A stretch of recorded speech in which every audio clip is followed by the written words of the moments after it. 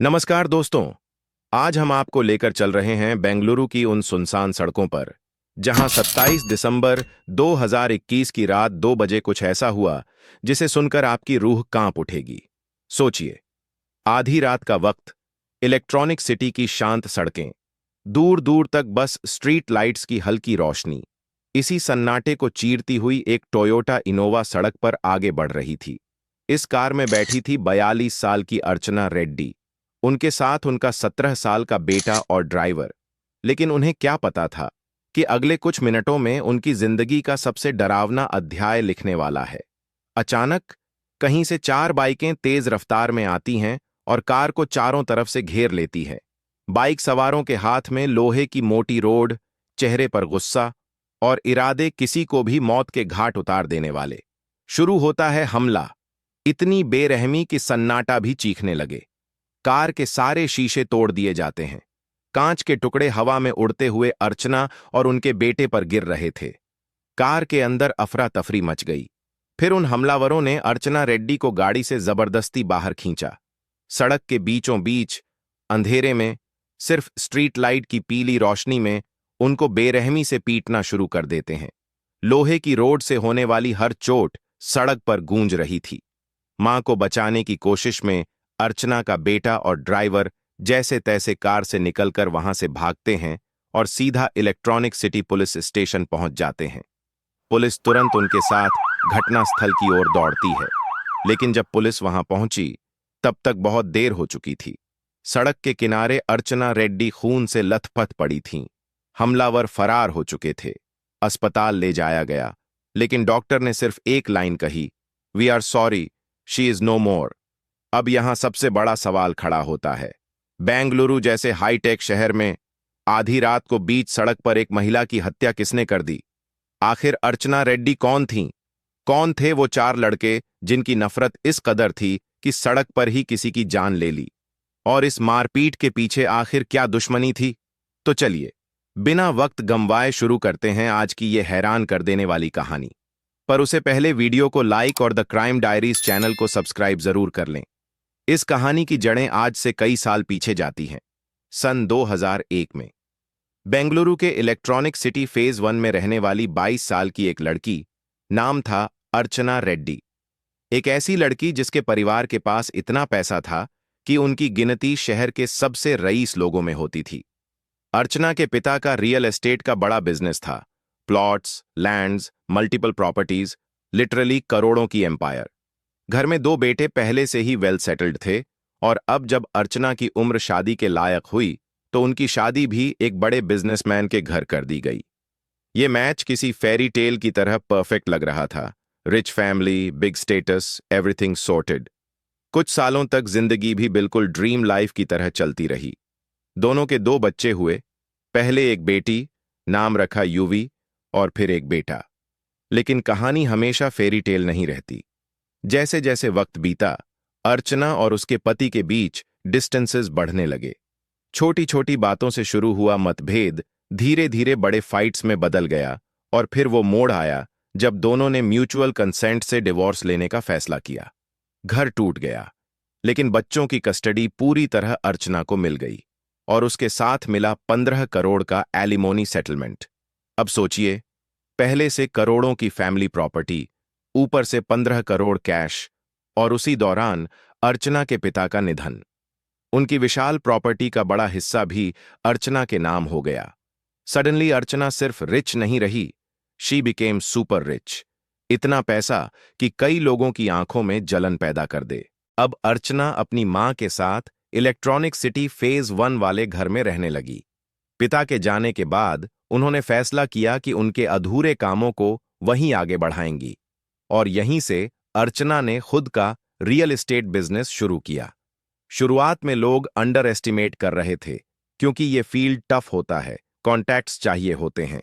लेकिन अर्चना ने अपने शार्प माइंड और फादर के पुराने लिंक्स के दम पर मार्केट में तेजी से पकड़ बना ली। धीरे धीरे उनका बिजनेस बूमिंग होने लगा। करोड़ों के डील्स, बड़े क्लाइंट्स, नए प्रोजेक्ट्स। अर्चना दोबारा उसी लग्जरी लाइफ में लौट आईं जिसकी लोग सिर्फ कल्पना कर सकते हैं। अब क्योंकि अर्चना के पास पैसे की कोई कमी नहीं थी, उन्होंने इलेक्ट्रॉनिक सिटी में ही एक नया मॉडर्न रोड फेसिंग घर खरीद लिया। जिंदगी दोबारा पटरी पर आती दिख रही थी। Luxury life, booming business, kids और एक शांत सा माहौल। लेकिन उन्हें नहीं पता था कि उनकी जिंदगी का सबसे बड़ा तूफान यहीं से शुरू होने वाला है। अकेलापन उन्हें धीरे धीरे घेरने लगा था। उसी लोनलीनेस को दूर करने के लिए उन्होंने अपने हेल्थ पर फोकस करने का फैसला किया।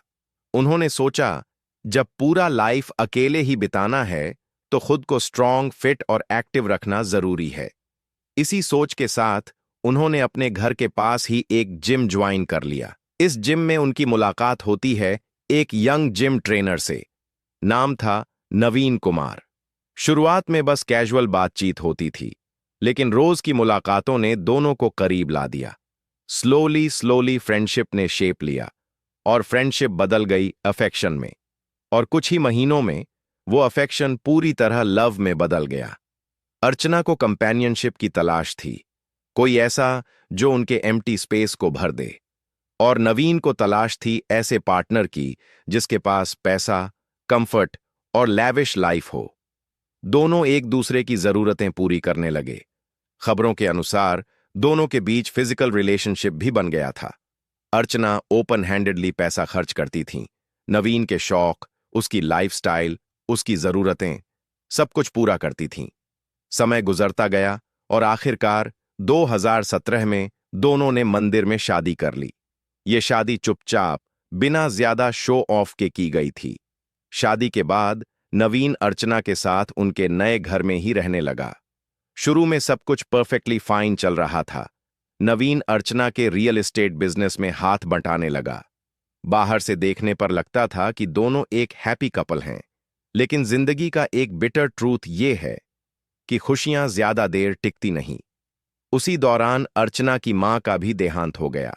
इसके बाद अर्चना एक बार फिर पूरी तरह अकेली पड़ गईं। उनका इमोशनल सपोर्ट, उनकी सबसे बड़ी ताकत, मां, अब इस दुनिया में नहीं थी, और इस खालीपन को भरने के लिए नवीन ने उन्हें इमोशनल कंफर्ट दिया। कुछ सालों तक सब ठीक रहा, कम से कम ऊपर से देखने तक तो ऐसा ही लग रहा था। 2019 आते आते अर्चना रेड्डी ने अपने पति नवीन पर पूरी तरह भरोसा कर लिया था। उसे लगता था कि नया रिश्ता अब उसे स्टेबिलिटी देगा, कंपेनियनशिप देगा। इसी भरोसे के कारण अर्चना ने नवीन को एक पर्सनल जिम खोल कर दिया। पूरा सेटअप, इक्विपमेंट, इंटीरियर, सब कुछ अर्चना के पैसों से, ताकि नवीन भी इंडिपेंडेंट बन सके, खुद का बिजनेस चला सके और दोनों की जिंदगी और भी स्मूथ चल सके। नवीन भी दिखावटी तौर पर अर्चना के बिजनेस में हाथ बंटाता था, उनकी मीटिंग्स में जाता था, डील्स में इन्वॉल्व दिखता था, और बाहर दुनिया को लगता था कि ये एक खुशहाल, सक्सेसफुल कपल है। अर्चना को लग रहा था कि अब लाइफ सेट हो चुकी है। वहीं नवीन को लग रहा था कि अब उसे पैसों के लिए कभी स्ट्रगल नहीं करना पड़ेगा। दोनों अपने अपने हिसाब से सैटिस्फाइड थे, कम से कम ऊपर से देखने पर। वक्त यूं ही बीतता गया और फिर आती है वो तारीख जिसने अर्चना रेड्डी की पूरी दुनिया खत्म कर दी। 27 दिसंबर 2021 रात के तकरीबन 2 बजे अर्चना अपने बेटे और ड्राइवर के साथ कार में बैठकर एक छोटी सी लॉन्ग ड्राइव पर निकलती है। दिन भर के काम से थकी हुई थीं। उन्हें लगा कि रात की ठंडी हवा मन को कुछ शांति देगी। इलेक्ट्रॉनिक सिटी की सुनसान सड़कें, हल्की स्ट्रीट लाइट और बीच में तेजी से चलती अर्चना की टोयोटा इनोवा। लेकिन इसी रात, इसी सड़क पर मौत उनका इंतजार कर रही थी। जैसे ही कार इलेक्ट्रॉनिक सिटी के रोड पर आगे बढ़ती है, अचानक 4 बाइकें तेजी से आती हैं और कार को चारों तरफ से घेर लेती है। लोहे की रोड हाथों में लिए चारों हमलावर कार पर टूट पड़ते हैं, और वो खूनी हमला होता है जिसे शुरुआत में आपने सुना था। कुछ ही मिनटों में अर्चना रेड्डी की ब्रूटल मर्डर वहीं सड़क पर कर दी जाती है। अगली सुबह 22 दिसंबर 2021 पूरा शहर शॉक में था। High profile murder case, rich businesswoman और अटैक इतना प्लान्ड कि पुलिस तुरंत फुल एक्शन मोड में आ गई। सबसे पहले पुलिस ने उस रोड पर लगे सभी सीसीटीवीज की फुटेज खंगालनी शुरू की, और वही फुटेज इस केस का सबसे बड़ा टर्निंग पॉइंट साबित हुआ। फुटेज में साफ दिख रहा था कि 4 बाइक सवार हेलमेट लगाकर आए थे। प्लानिंग परफेक्ट थी, चेहरा छुपा हुआ, पहचान मुश्किल। लेकिन क्राइम में अक्सर छोटी मिस्टेक्स ही सबसे बड़े सीक्रेट्स खोलती हैं। वारदात के बाद जब वो चारों भाग रहे थे, तभी एक बाइक सवार ने कुछ पल के लिए अपना हेलमेट सिर से पीछे किया और कैमरे में उसका चेहरा साफ दिख गया। पुलिस ने वो फ्रेम तुरंत अर्चना के बेटे और उसके ड्राइवर को दिखाया और बस मामला वहीं बदल गया। अर्चना रेड्डी का बेटा तुरंत उस चेहरे को पहचान लेता है। ये तो संतोष है। संतोष नवीन के जिम में ट्रेनर था, यानी अटैकर वही जिम स्टाफ था जिसे नवीन अच्छी तरह जानता था। पुलिस ने तुरंत संतोष को पकड़ लिया और जब उसे 3rd डिग्री पूछताछ मिली, सच उसके मुंह से बाहर आने में देर नहीं लगी। संतोष ने कबूल कर लिया कि उस रात अर्चना रेड्डी की हत्या उसी ने अपने 3 साथियों के साथ मिलकर की थी और ये पूरा मर्डर किसी बाहरी दुश्मन ने नहीं, बल्कि अर्चना रेड्डी के अपने ही पति नवीन कुमार ने करवाया था। ये सुनते ही पुलिस के लिए पजल के सारे पीसेस जगह पर फिट होने लगे। पुलिस की टीम सीधे पहुंचती है नवीन कुमार के पास। उसे हिरासत में लिया जाता है और जब उसे इंटेरोगेशन रूम में बैठाया जाता है, सच उसके चेहरे से साफ दिखाई देने लगता है। कुछ ही घंटों की सख्त पूछताछ में नवीन टूट जाता है और वो पूरा सच उगल देता है जो किसी ने सोचा भी नहीं था। नवीन ने पुलिस को बताया कि उसने शुरुआत से ही अर्चना रेड्डी को सिर्फ एक एटीएम मशीन की तरह देखा था।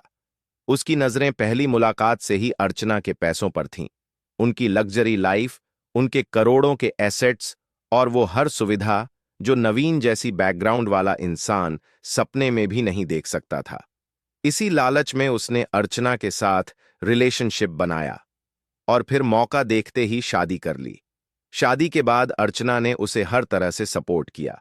Daily expenses, travelling, branded clothes, pocket money, लाखों रुपयों की लाइफस्टाइल। इतना ही नहीं, 2019 में अर्चना ने उसे पर्सनल जिम तक खुलवा दिया ताकि नवीन ऑल्सो फील इंडिपेंडेंट। लेकिन इस सब के बावजूद नवीन के अंदर का लालच कम नहीं हुआ, बल्कि और बढ़ता गया। और यहीं से कहानी लेती है एक भयानक मोड़। अर्चना के घर में रहते रहते नवीन की नजर उनकी बेटी युविका पर पड़ती है। लगभग 20 से 21 साल की खूबसूरत, मॉडर्न, कॉन्फिडेंट लड़की, और यहीं से नवीन की नीयत पूरी तरह खराब हो जाती है। अर्चना का भरोसा, उसकी दया, उसका सपोर्ट, सब कुछ भूलकर नवीन युविका को ट्रैप करने की कोशिश में लग जाता है। धीरे धीरे वह युविका के करीब जाने लगता है। Gym routine, friendly behaviour, emotional manipulation, और आखिरकार नवीन ने युविका को भी अपने जाल में फंसा लिया। वो उससे दोस्ती करता है, फिर अफेक्शन दिखाता है और आखिरकार उसे प्यार के झांसे में डाल देता है। अब स्थिति ये हो गई थी कि नवीन एक ही घर में, एक ही वक्त अर्चना रेड्डी और उनकी बेटी युविका दोनों के साथ रिलेशनशिप में था। जब अर्चना घर से बाहर बिजनेस मीटिंग्स के लिए जाती थीं, नवीन अपनी सारी हसरतें युविका के साथ पूरी करता था। ये सब इतनी चालाकी से, इतने प्लानिंग के साथ चल रहा था कि शुरुआत में किसी को शक तक नहीं हुआ। लेकिन दुनिया की एक सच्चाई है, गुनाह चाहे कितना भी परफेक्ट क्यों न लगे, उसका राज ज्यादा दिनों तक छिप नहीं सकता। घर में टेंशन बढ़ने लगी थी, कुछ अजीब सा माहौल बनने लगा था और धीरे धीरे अर्चना को भी अपनी बेटी और पति के व्यवहार में बदलाव नजर आने लगा।